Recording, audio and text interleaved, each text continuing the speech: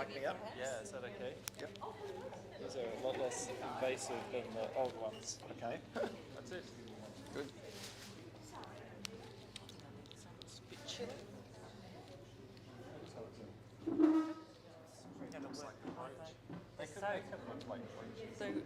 They're great little things. I've got a set that I do.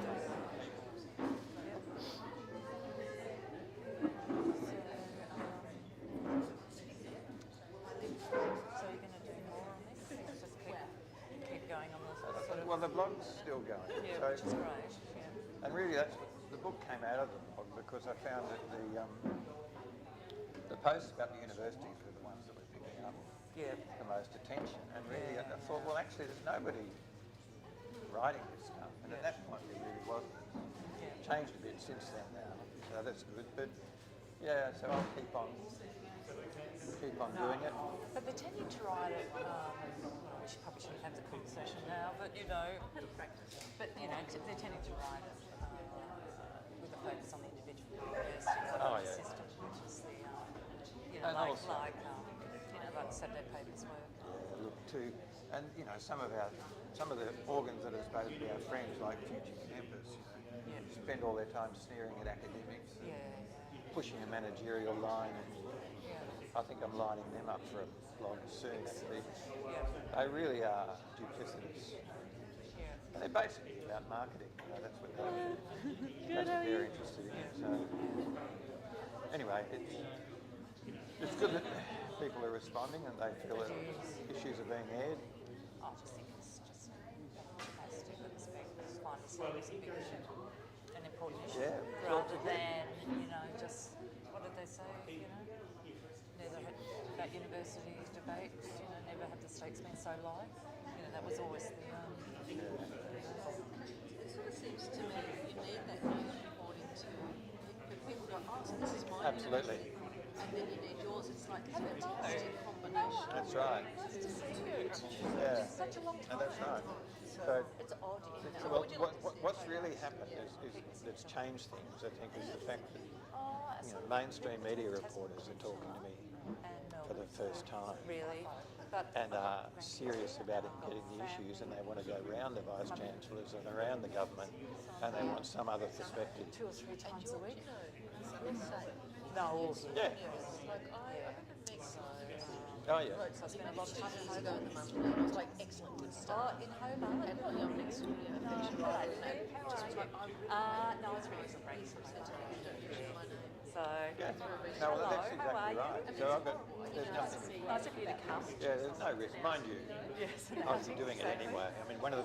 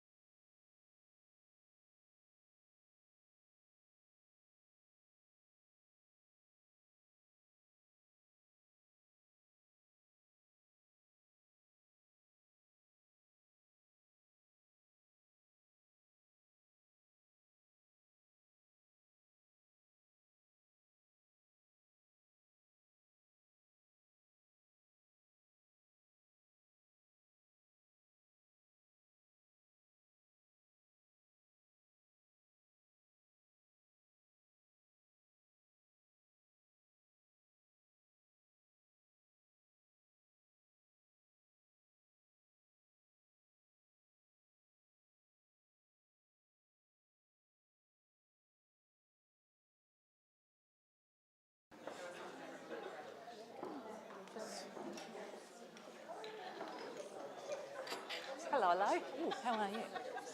I'm just trying to get through. So,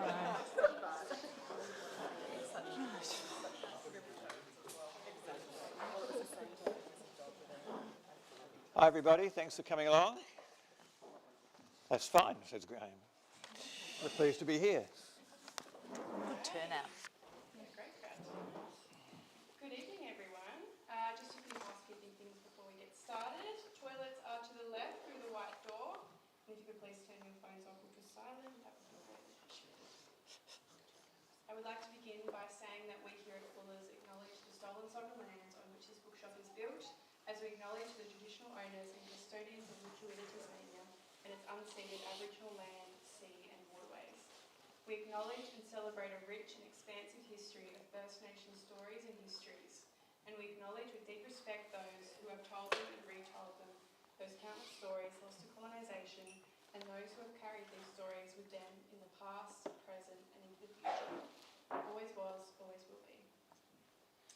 A strong higher education system which builds knowledge and shares information is vital to the proper functioning of our democracy. At the economic level, higher education is still in the top 3 of our export industries, and the country desperately needs well-trained, knowledgeable citizens to shore up its future. Yet universities are in trouble, and tonight Graeme Turner provides a reality check.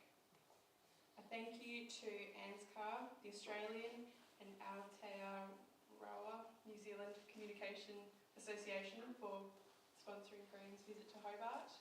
Graeme has been on a national tour, but tonight's event has been live streamed to media and communication scholars and their family community, thanks to ANZCAR. Graeme Turner is Emeritus Professor of Cultural Studies at the University of Queensland. He's published 30 books and his work has been translated into 11 languages. He is the only humanities scholar to have served 2 successive terms as a member of the Prime Minister's Science, Engineering and Innovation Council. He has had extensive engagement with higher education policy, research, assessment and commentary on the sector, including prominent roles with the Australian Research Council, the National Collaborative Research Infrastructure Strategy and the Learned Academies. Graeme is joined by Libby Lester, Professor and Director of Monash University's Climate Change Communications Hub in Melbourne. She has been a visiting fellow at Oxford University and the National Graduate Institute for Policy Studies in Tokyo, and was the inaugural UNESCO Chair in Communications, Environment and Heritage at University of Tasmania. We'll be selling books up the counter after the event, and Graeme will very kindly do a signing. So thank you both for coming, and I'll hand it over to you. Thank you.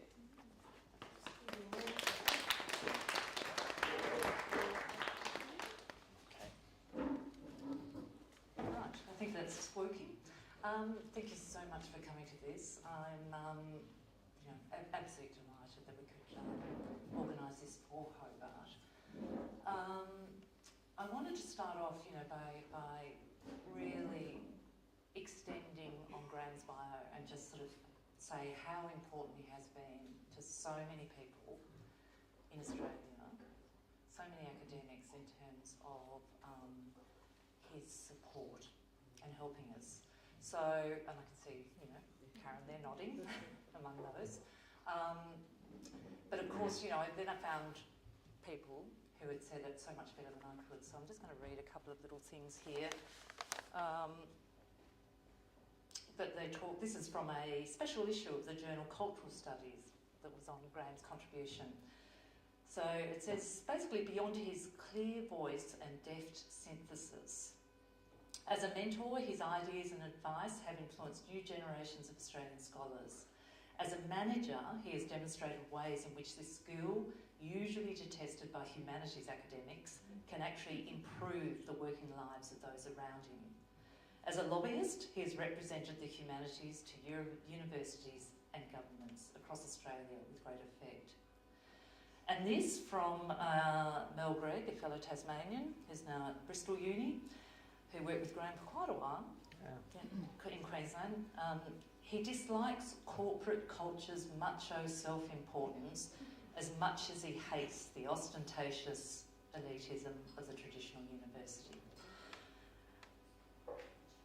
So the point I really wanted to make was that, you know, in a sector where every manager, every supervisor, every coordinator describes themselves and likes to be described as a leader, Graeme is in fact one of the true leaders that we've had, I think, in our area, although I suspect you haven't used that term to describe yourself very often.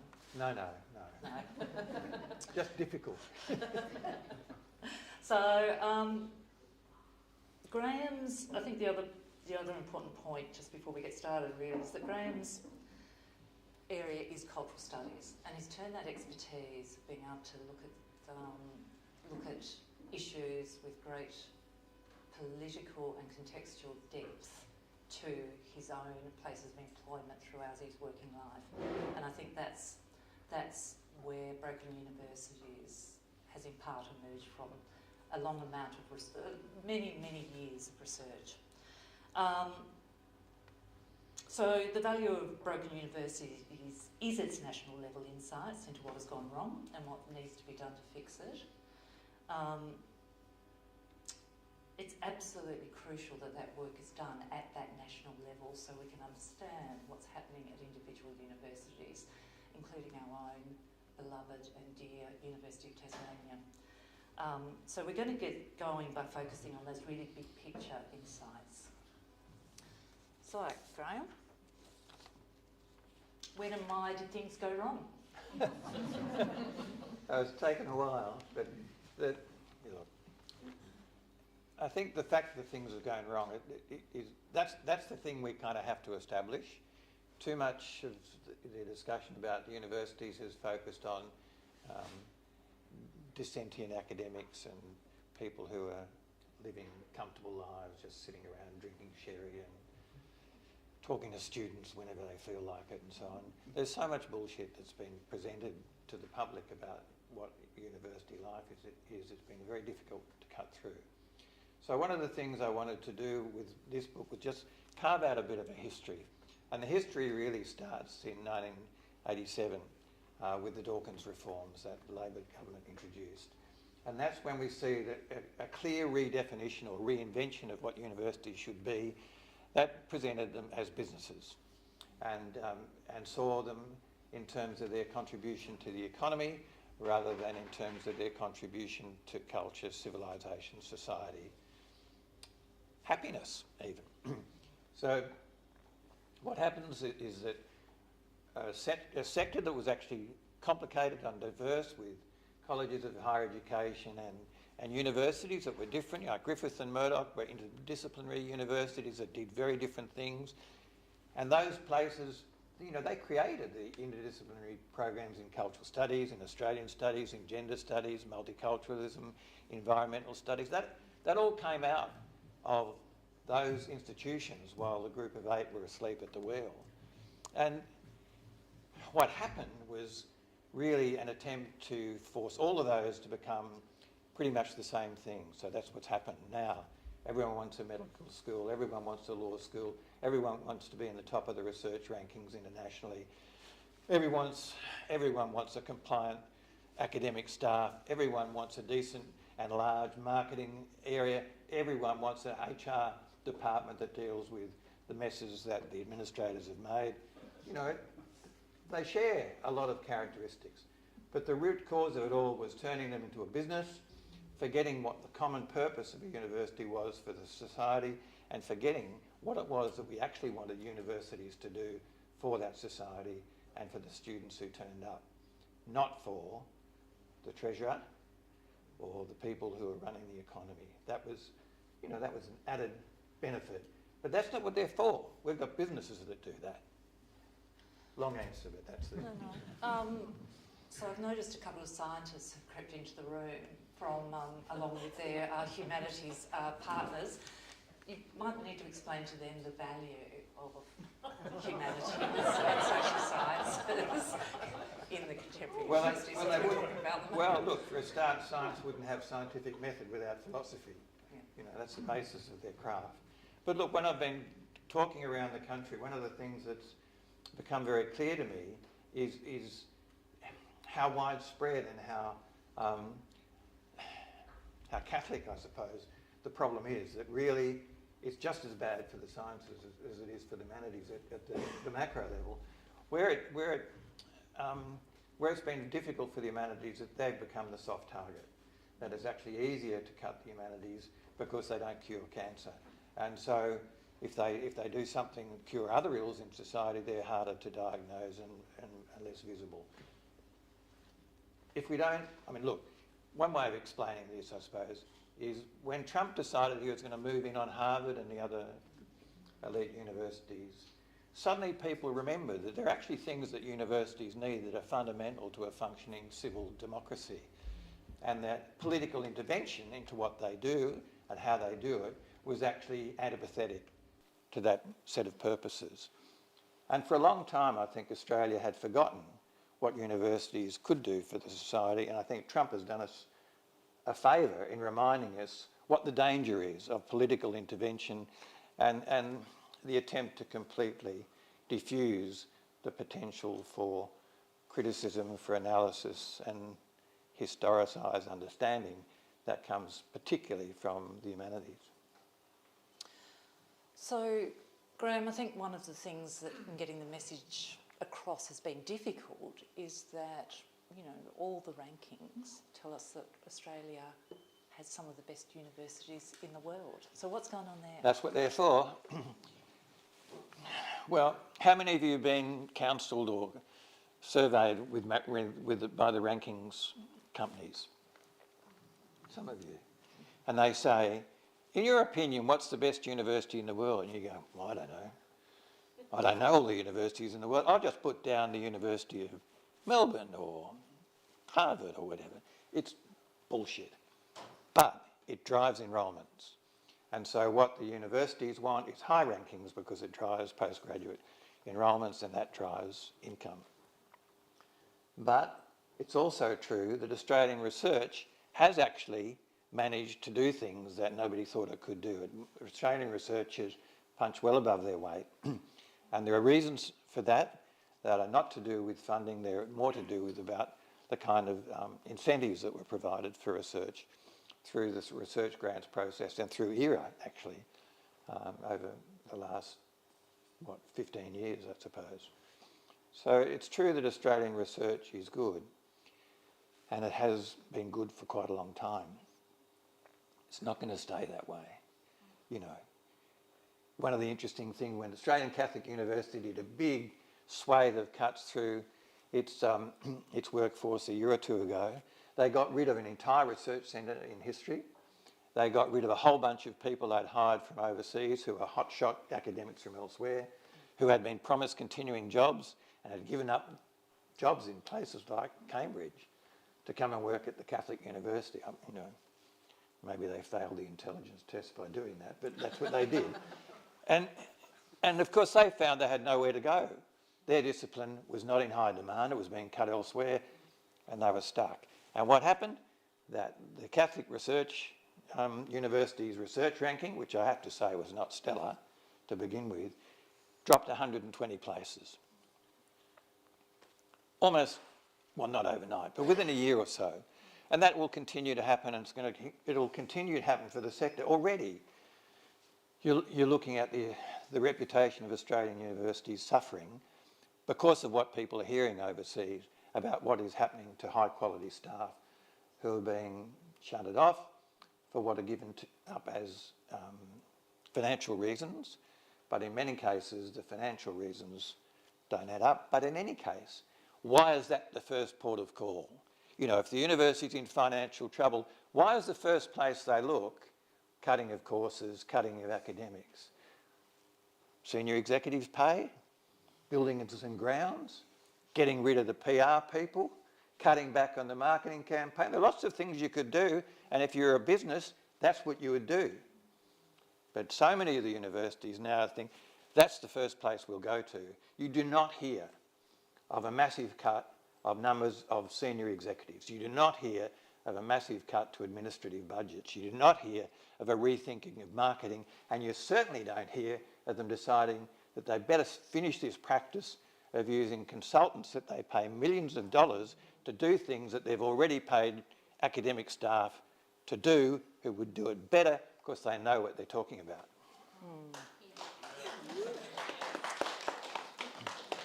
But also, may I say, I mean, fundamentally, and the philosophy of what universities should have been in the first instance is what Gulf Whitman implemented in the 70s.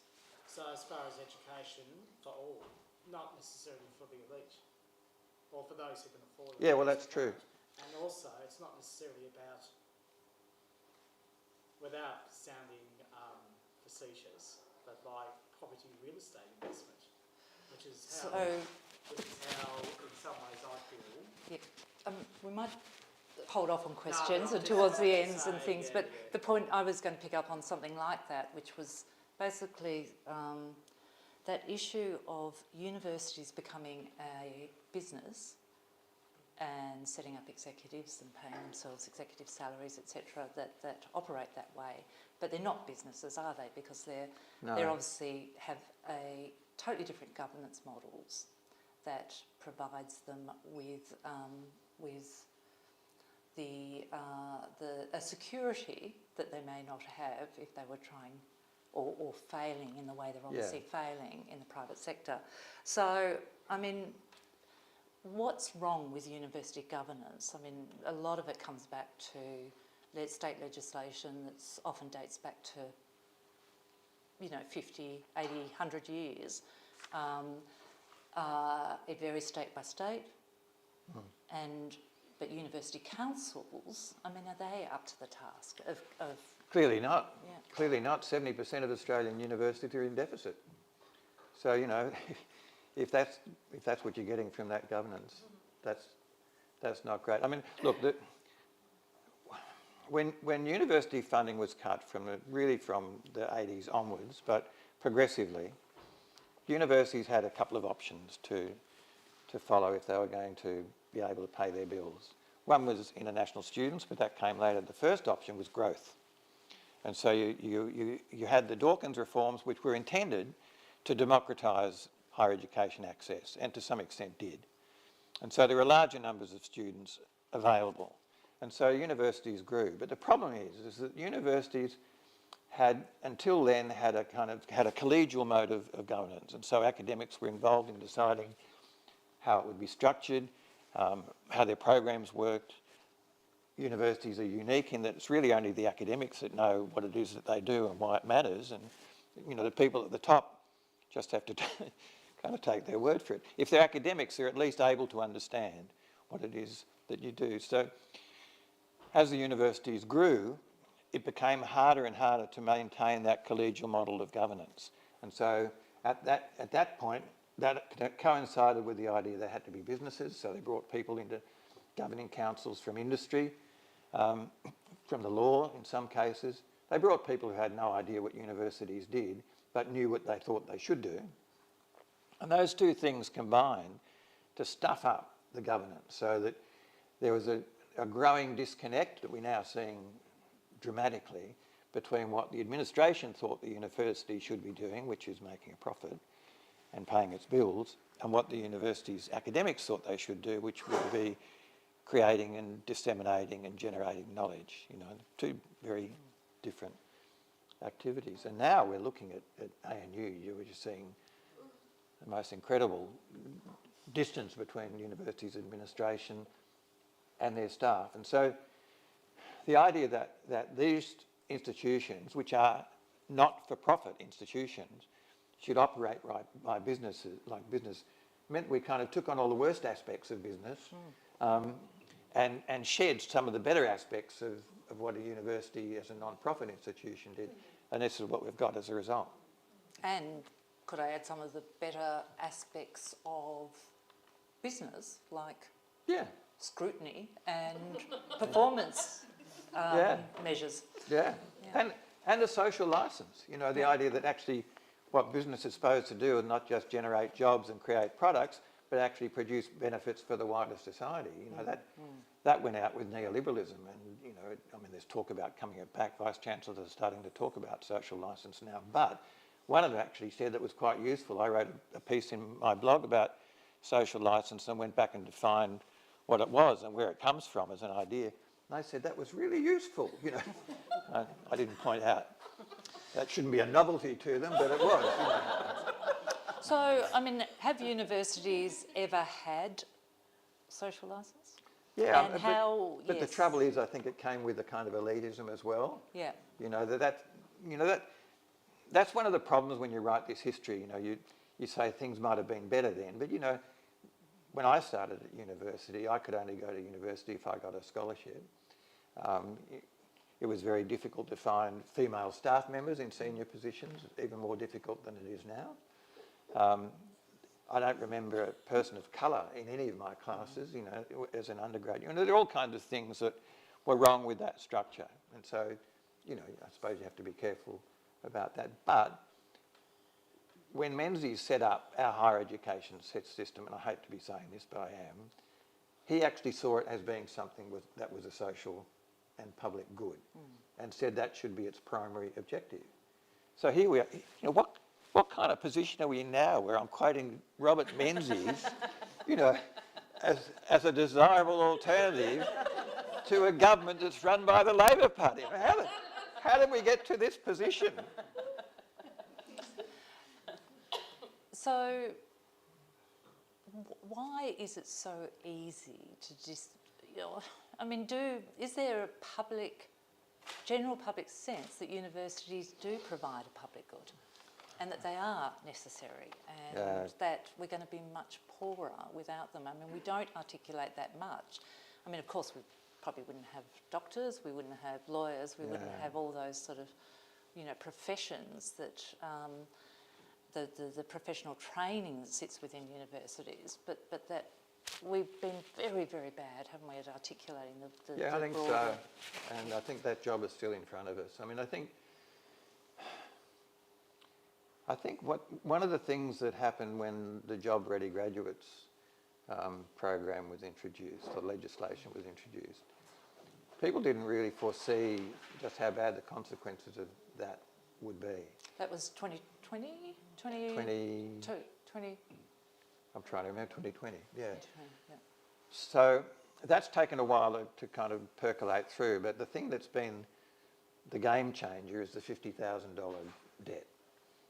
And parents are seeing that as an issue as they decide where to send their kids and how to support their kids as they go through university. So I think that's a place now where you are able to say, is this what you want from your society? Is this how you want your children to be trained? And I also think now there's potential to try and talk about the position of academic staff that are training their children and teaching them. That I think the assumption of what academics do needs to be renovated so it's closer to what it's actually like at the coalface. And that's a harder job. But I think the idea of why are we spending all this money on funding universities, our children are still having debts of $50,000, and people tell me in the universities I've gone to on this tour, everywhere I go, they're talking about undergraduate classes where 70 or 80% of the students are international students. You know, and these are institutions that we're paying for. Is that what we want them for? Is that our function? As businesses, yes. As national institutions, perhaps not. So we do spend all this money on marketing in universities, but we don't market the fundamental value of a university in that, do we? We market the fundamental value of a degree that's going to land a job. The Jobs Ready graduates package has failed, hasn't it, though, in terms of driving it's been disastrous. Yeah. Yeah, it's been disastrous. And the Accord review, which, you know, the Accord put in its report at the end of 2023, they said that it actually was not, the system was not fit for purpose any longer because of JRG, and it needed to be terminated before it does any more damage. And the Labor Party agreed that should be done, but it's still there. Yeah. And Jason Clare's saying it's too complicated to fix. Bullshit. It's too complicated to fix, and so we won't be able to fix it till 2027. But there was a VC who's now the chair of Universities Australia, Carolyn Evans, who's the VC at Griffith, who gave a speech the other week at the National Press Club, where she said, well, if you can't fix it all right now, how about you get rid of the top strata, which is the one that's costing the 50 grand? Why don't you actually get rid of that? You could do that at a stroke. You simply change the legislation. It would cost money, but it's the right thing to do. So, you know, they could do, if there was the political will, JRG would no longer exist. The trouble is, it does earn money for the universities, it saves money for the government, and in many ways, putting it off means that they don't have to really work out how to properly fund the universities differently. And the sad fact is none of our political parties really want to fund universities. They would prefer not to do that. And so it's in their interest to cast the universities as ungrateful supplicants and wasting money and so on, all of that. Why are sort of academics so easy to dismiss? Why are academic concerns so easy to dismiss and ignore? Yeah, because we didn't used to be, you know. I hear about those days. Yeah, no, we didn't used to be. Surely part of it is some academics got things quite wrong. For example, Well, everybody gets things wrong. I mean, I don't think it's ever been a matter who's right. but you know, the economic justification for lots of things over the last 50 years has depended on the economics of the day. Most of it has been wrong-headed. No, look, I agree with that. I mean, I think, you know, it points to one of the mistakes that I think people made in defending the universities and in defending the humanities in particular, was to insist upon their economic value. And I always opposed that as a strategy, but it was often used. And the problem with that is even if you win the argument, they say, yes, you are valuable economically, that's your value. So they will fund you to do the things that are economically beneficial. They won't fund you to do the other stuff. So defending the universities and humanities in particular on the basis of their contribution to the economy is actually playing into the hands of those who are not going to fund you to do the things you actually do need to do and that the society needs you to do. So that's been an issue, I think, in the strategy. You know, you're thinking about how easy it is to dismiss them. It's partly because they've refused. I think academics have refused to determinedly take on the argument in their own terms, you know, and I think that the university leadership has been conned into a game of switch and bait where they know they're going to be bullied by government, so they agree to some crap idea and play along with that, and the idea that that would carry favour, that they might actually get a better deal next time. Well, a better deal never comes, you know, these guys are swindlers. And so it means that standing up to government on behalf of what the university should do and what it should require in terms of funding is not something that our university vice-chancellors do any longer. They used to. They used to, but they don't do that any longer. And it would be very hard for them to do it. I mean, I think Carolyn Evans' speech was a good one, and it showed a lot of character. But I bet that there are a lot of members of Universities Australia who are going, you know, pull the plug, you know, turn her off, because they didn't agree with it. But Graeme, the issue is not also that that vice-chancellors won't stand up to government. It's also now that we've got, in the new style of university management, we've also got deans and executive deans who won't stand up to vice-chancellors, haven't we? And I think that, to me, was a really important shift where we went from deans who represented the academic community to management, where we lost that layer with over the last 10 years across many universities adopted a different style of structure where they had the executive deans through to the heads of school. We lost that voice, I think, which is really important as well. I mean, a lot of places used to elect their deans, and then they, once they served their term as deans, they returned to the ranks, and so, you know, that was a handy guarantee that a lot of the consequences of their actions would be felt by themselves, you know, when they return. And I think the move away from elected members is one of the things that was targeted. Still being targeted. Jennifer Wester was quoted today talking about governance at Western Sydney University and saying that she thought that electing members to council would be a really bad idea and would lead us astray. I think, yeah, it would. It would. Exactly. Good idea. So, for those who don't actually work in the universities, could you take us step by step how we came to utterly exploit a new young generation of academics? It is step by step. Initially, the union, I think, got conned.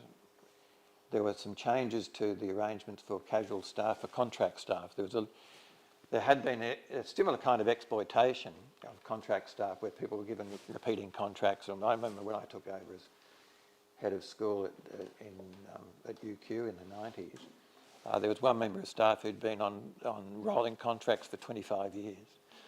So none of the privileges of permanent employment, but all the requirements, etc. So the union rightly tried to stop that, but what that did was leave open a loophole for an even more precarious role for contract staff, where they didn't have a right to continuing employment, and once said they'd served out a certain number of terms, they either had to be made permanent or got rid of them. And of course the university got rid of them rather than made them permanent.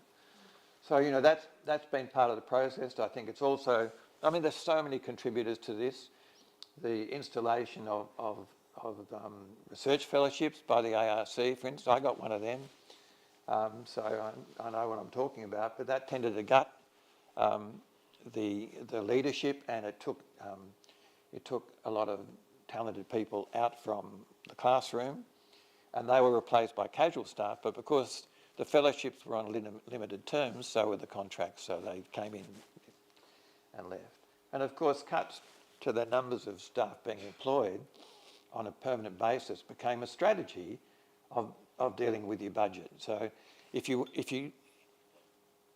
I can't remember when the idea of having a business case came in, but these days, if you wanted to appoint a new member of staff, you've got to give a business case to your dean to show how this person will be needed into perpetuity.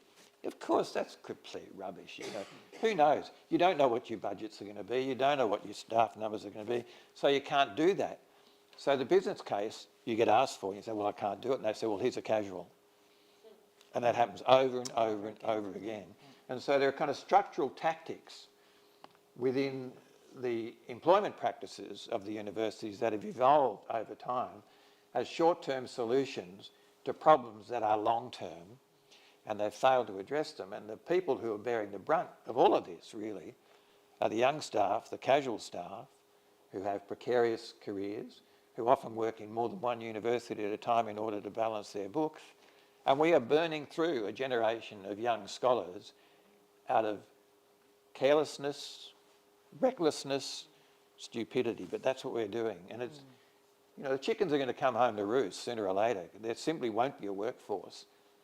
We'll have trained people to enter the workforce and then made it impossible for them to stay there.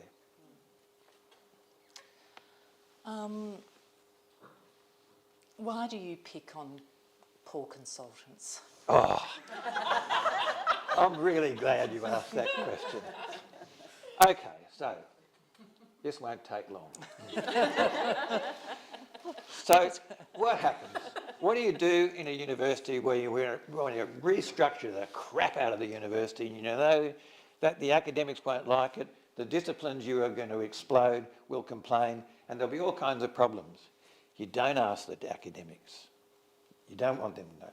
So you hire a consultant. Now, you've already paid your workforce, but you're prepared to pay anything up to, going figure these days, seems to be about 5 million, to a bunch of consultants who are management consultants. They know nothing about the university sector.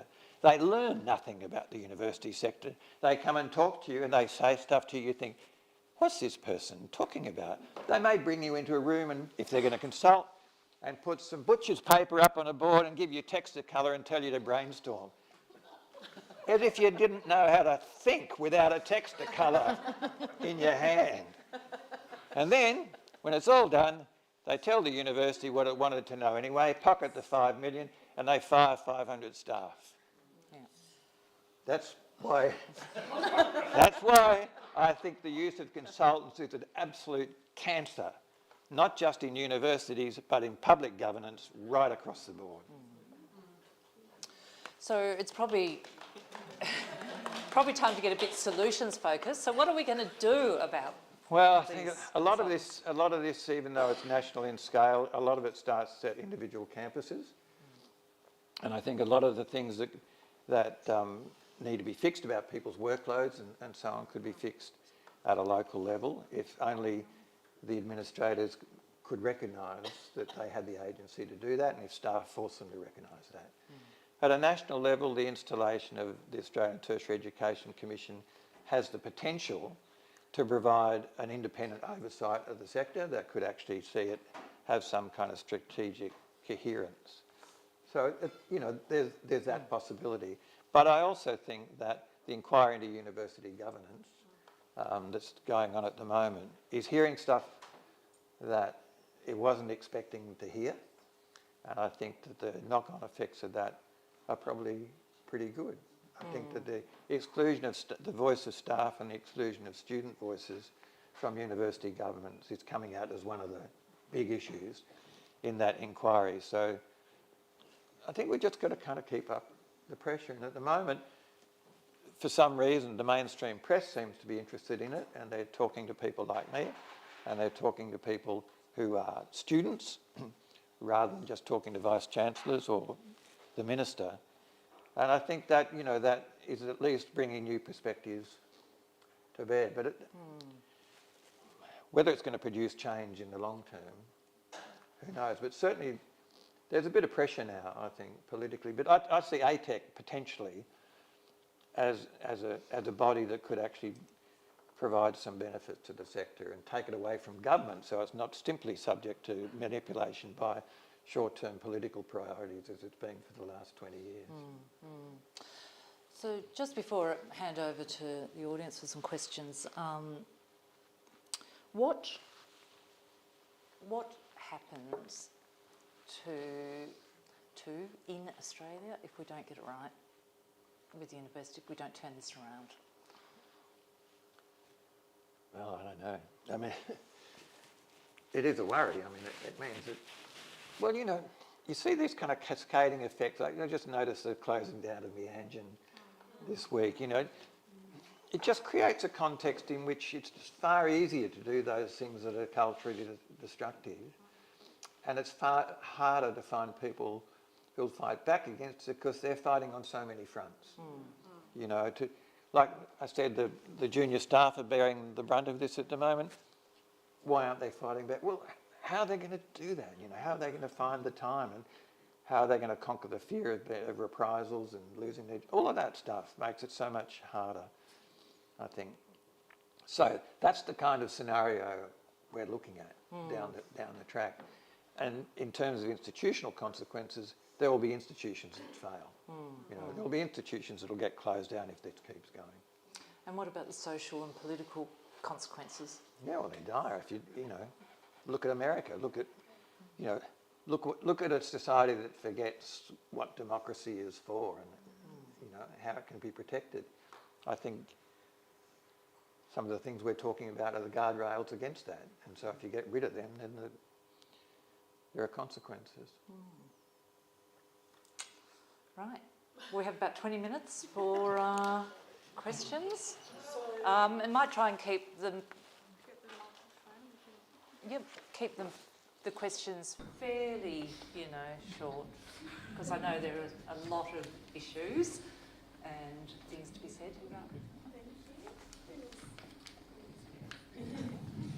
Thank you, Graeme. I work in the university, so I agree with everything you have to say. But the crisis isn't confined to Australia, that there is also a similar context in the UK and in the US, and a particularly bad time for the humanities. So I'm really interested in where there are national contexts where higher education is really thriving and where the humanities is thriving, and in the lessons we might learn from those contexts. I mean, it's not happening this way in Europe. And it's not happening this way in parts of Scandinavia. There are lots of places where university education is free. There are lots of places where the distinction between sciences and humanities is not made. And there are lots of places where research is funded properly, not just in terms of projects, but in terms of infrastructure. So, yeah, it doesn't have to be like this, but you're right, you know, the UK stands out as probably a worse example, so, you know, they make us look good. But Germany or Sweden or Norway or Finland make us look pretty terrible. And to some extent, you know, there is this, the politicians will always ask people like me when I say this kind of stuff to them, how are you going to fund it? And I say to them, that's your problem. You know, that's what you're elected to do. And if that means you've got to convince people that you have to raise taxes or find other ways of taxing them, do it. You've been elected, govern. But they do throw that back at you as if that's a killer question, you know. You're supposed to solve their budgetary problem. If you don't like that kind of job, get a different one. Quickly on just behind you there. Yeah, sorry. Yeah, my name is Catherine Goetze. I'm also at the university, and I just wanted to just piggyback on that because it was exactly my question. And I just wanted to simply say I disagree on Germany or France. So I studied in Germany and I studied in France. And you're right in the sense it's free. So Germany introduced fees, and then 2 years later the university said this is crazy and we're going to take it back. But there's so many other problems, especially exploitation of casual staff, of junior staff. One of the reasons I'm here is because my contracts were not renewed when I was a postdoc. So what I'm looking for is, what are the sound bites we should give back when you already said so? When they say, "How are you going to finance it?" We say that's your problem. But what are others? What are the visions that we can develop and which we can say, well, we would like to be public service or social license or things like that? Yeah, look, it is difficult, but I do think that governments have to seriously consider what they want universities to do. And I think that question is now being asked. And once they answer it, then they can decide how they should fund it. But I think at the moment, they've deferred that question, and you know, they've gone from sort of bad policy to bad policy to bad policy. So you know, what's gone wrong is incremental. It's not been deliberate in the sense that there was a big plan and they went and followed it. And so I do think it is possible to say, go back to first principles. What do you want the universities to do? Do you really want all our universities spending most of their time teaching international students in order to balance the budget? Or are there other ways in which you think the universities might serve the country? If it's possible to have that kind of conversation, I think you actually do have a chance of making some progress. But as I say, I've heard that question start to arise in political circles. He's hoping that it keeps on getting answered. Although it's depressing to hear what you said about Germany. Well, it's also, Graeme, isn't it, research funding? You know, that's an issue we haven't really touched on, but, you know, as somebody who spends a good part of their working week writing funding applications, generally unsuccessful, you know, rather than doing research, that's another major issue now for Australian universities. Yeah, it is a dysfunctional system. I mean, in the humanities, something like 8% of ARC grants are successful. So that's 92% that have wasted their time, and that, you know, it really does need restructuring. There is a review, and there is a response to that review.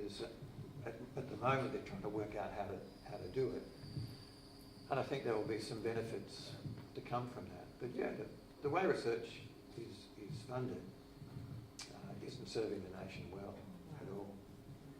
So in stating... Sorry, just there's a bit of an order happening over here. So, the problem with your book, Graeme, really, is that it exhibits the problem of specialisation. Sorry? It exhibits the terrible problem of specialisation.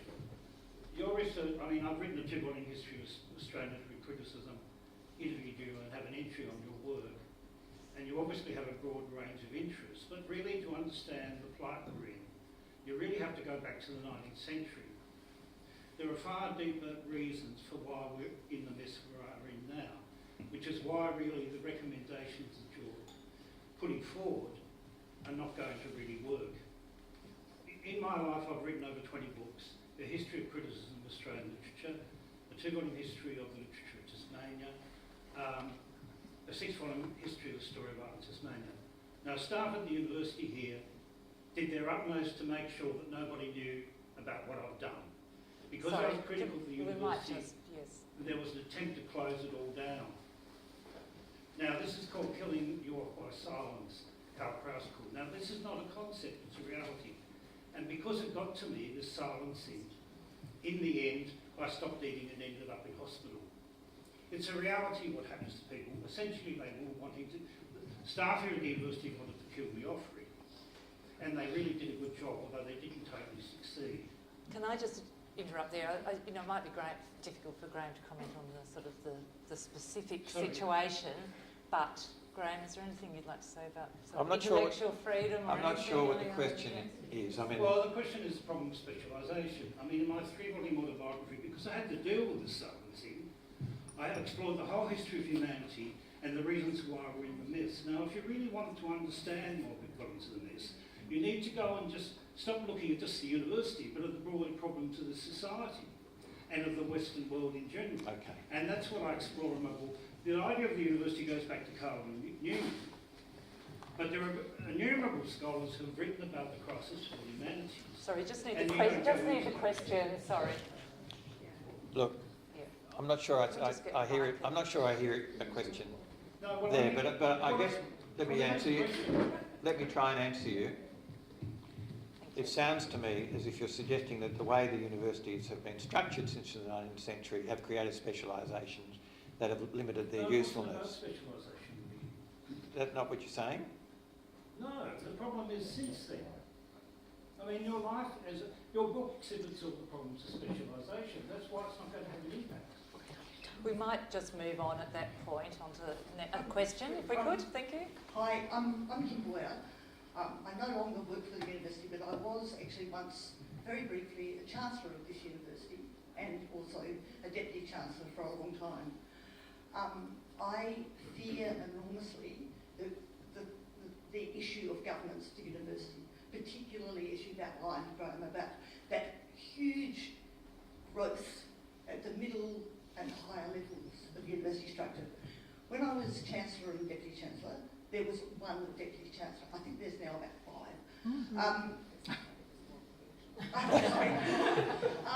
5. Similarly, the next level down, it's quite extraordinary about the growth of management, and it seems to me, as a former management person in the public sector, and also actually as a member of the NHMRC Research Committee, that all of this is quite ridiculous in terms of funding, because those people are so out of touch with the students and the kids who come to the universities and all of the sorts of things that happen. So I think we need to go back to basic principles, and I think that's what you're saying, that we need to go back to the basic principles of let the students and the former students, but who are now the new academics, actually tell us what's wrong, tell us how they do it better, and not be so distant from the world in which they are operating. So, sorry, that's not a question, that's just a comment, because I really want to support you, and I actually want to say that not everyone involved in governance of universities are bastards. They actually really want to, they actually really want to change it too. Well, I could add a quick question to the Mayor, which is, Graeme, how would we bring those voices in? Yeah, look, it is interesting that I'm hearing a bit of that now, and I think it's not just the governance review, but some of the pushback, pleasingly actually, from the person who was appointed to be one of the interim commissioners for ATEC, with Mary O'Kane, who did the Accord review. She came out today saying exactly that those are the voices that they were hearing during the Accord. Mind you, there's not a lot of sign of that in the Accord document, but she was saying they're the voices that we need to be hearing, and they need to be part of how we redesign the universities for the future. So I think, I'm no Pollyanna, so I'm not unnecessarily hopeful, but it does seem to me that some of these ideas are coming through, and it is interesting to see that there are there are vice-chancellors kind of breaking ranks. I think Carolyn Evans has done that. George Williams at Western Sydney to some extent has done that. Debbie Terry at UQ asked me to come and speak to her senior management group, which, actually advertises your point, there are 120 people there. Yeah, so she asked me to give them a burst at the end of they had like a retreat, so I ruined their day for half an hour, and then asked questions and then had drinks with them afterwards. So, interesting afternoon. But I think, that it's people like yourself who are able to say, look, we didn't start out this way and we were doing it better then, that have a potential to contribute in valuable ways to those debates. But there's also, isn't there, Graeme, that there's an expectation. It's not as if the academic community thinks they're in a democracy, and that they should have fully elected managers or fully. There's a very high tolerance, isn't there, for managerialism within a university. But the VC has decided he's going to be there forever, and now is my understanding, has taken on a high-profile job with a very well-known accountancy firm. I think one of the issues, that brings back to the question, I think Graeme's points around governance and the legislative establishment of our councils, the university councils around the country, and are they still fit for purpose? Would be my question. Yeah, and the answer is it's looking like no. That Senate inquiry now has produced so much evidence of misconduct, not just mismanagement, but misconduct at that most senior level, that I really do think there's going to have to be a serious renovation of the way in which the councils have behaved. But I also think that the councils have behaved that way because government have wanted them to behave in ways that were different to the way they behaved before. And they wanted them to push more towards a kind of profitable, business-oriented ethic of governing. And I think that's the consequences of that, and their dominance of the governing processes is what we're seeing now. The weird thing is telling them to behave like businesses and learn from business, and then they're in deficit. You think, what else could go wrong? No, that's right. Yeah. I just wondered what you made of the role that the unions have had, should have, and could have in this. I got into trouble on this after I was talking to a colleague about this in Melbourne, and I think that people within the union have worked really hard to try and protect their members, but I think that it's not worked, in a lot of places. It varies from state to state, but it does seem to me that the power of the union has diminished dramatically, and it's that vicious cycle where the numbers of members has shrunk, and their power to use their membership as a lever shrunk along with that, and I think that's been very difficult. I think they were focused very much on pay and conditions over the last 20, 30 years, and that was more or less all they could look at. And the kind of issues we're talking about are quite different to that. And it's not clear how the union participates in that unless the university itself gives them a seat at the table. And a lot of places, that's one of the things that's been ruled out. That's what Jennifer Westacott was talking about, really, I think. Getting rid of union representatives. She talked about elected representatives, but I think having union representatives on these governing councils has not been popular. So, yes, I think it would be great if the union was doing more. It would be great if more members of staff belonged to the union so they had greater power to do more. But over the years, the power of the union has declined dramatically, and the number, I think it's 10-15% nationally, of academic staff members who belong. So, that makes it far too easy to dismiss what the union says as representing the interest of a minority rather than the majority. So as a society and as a nation, how do we go about getting that back? What has been diminished and the powers that have been lost from the union, and what do we do as a nation, as a society, to get that back? I think that, well, it'd be great if more people joined. To protect our rights. It'd be good if more people joined the union. Because, I mean, one of the problems But from the ground up, how do we get that back? well, that's what I'm saying. I think you have to actually, I think you have to improve the membership of the union so they have more influence than what the union does and changes what it is that the union is interested in arguing for. So it's not simply about paying conditions, but it's about broader issues. Yeah. That's right. So, Sophie? Yeah, thank you.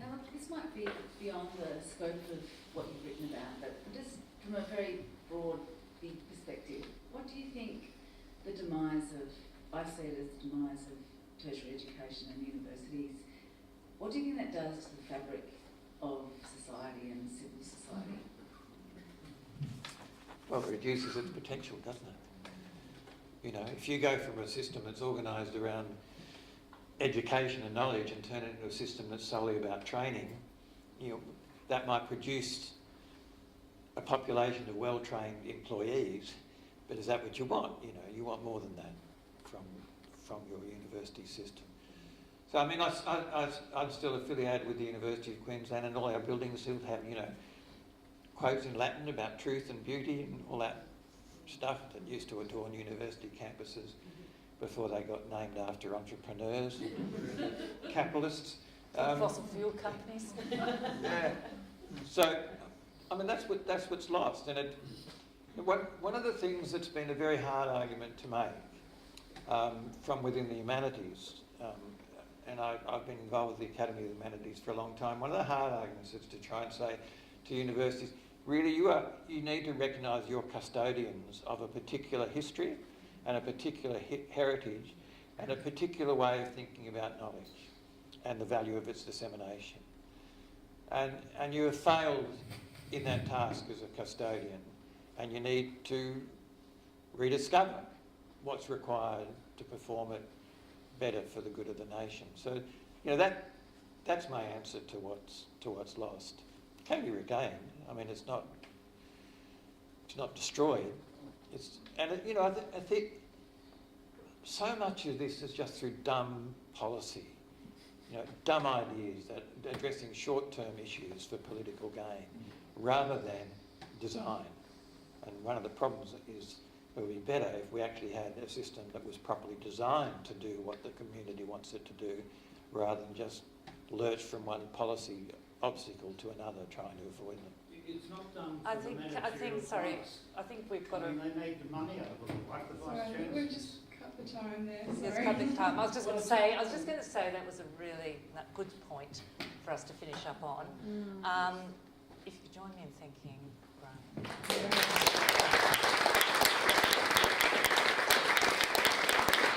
For rising people in the first place and keep paying attention. And I was also just going to mention that Graeme's Melbourne launch is currently up on Big Ideas this week on Radio National. So if you're interested in hearing more viewpoints, a different community grappling with these issues, you can find that on Radio National.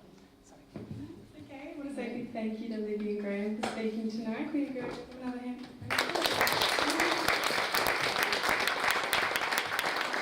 As I mentioned, books are for sale up the counter, and we'll do a signing up there. Thank you. Thank you. Thank you, everyone.